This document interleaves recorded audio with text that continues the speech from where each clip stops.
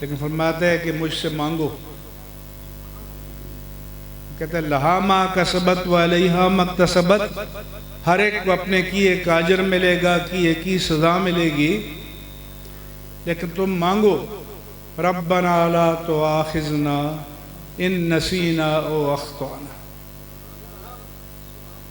اگر اس مجمع میں کوئی کھڑے ہو کر آپ سے کہے مانگو جو مانگنا ہے، اگر آپ کہیں مجھے 5,000 چاہیے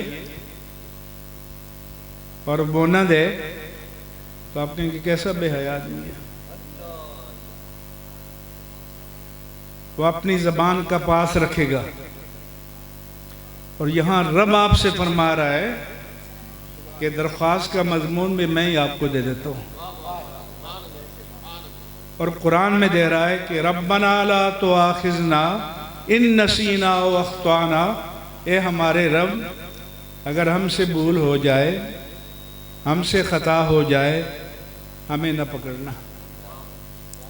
میرے آقا نے فرمایا کہ رفعان امتی الخطا والنسیان، یہ کسی کا حق مارا ہے، یہ توفیق ہو رہی ہے کیونکہ آپ تو ناروں سے عرش پہ پہنچنا چاہتے ہیں. اگر ناروں سے کام چلتا تو پھر آقا تو صحابہ کے سامنے تھے. ہمیں تو ہیلے چاہیے، نالین مبارک کا نقش چاہیے. تو صحابہ کے لیے تو آسان تھا کہ ایک جوتا بازار سے لاتے، حضور سے عرض کرتے پہن لیجئے، لمس سے قدم مصطفیٰ کا شرف حاصل ہوتا اور پگڑی میں سجا لیتے.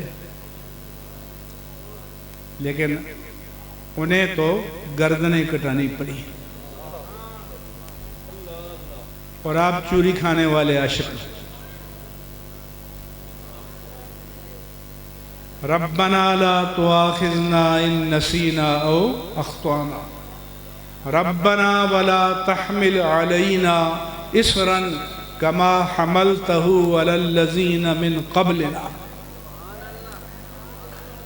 کہ پچھلی امتوں پر جو بوجھ ڈالا، اے اللہ اپنے حبیب کے وسیلے سے ہم پر نہ ڈال.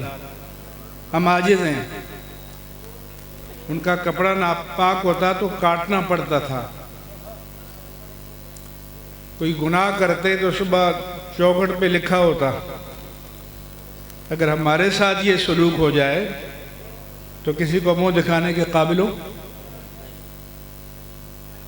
کوئی ہم میں سے حوصلے سے کہہ سکتا ہے؟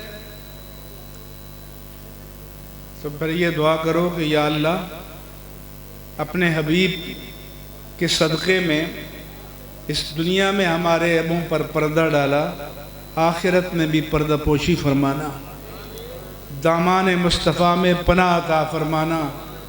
کیونکہ ڈھونڈا ہی کرے صدر قیامت کے سپاہی، وہ کس کو ملے جو تیرے دامن میں چھپا ہو.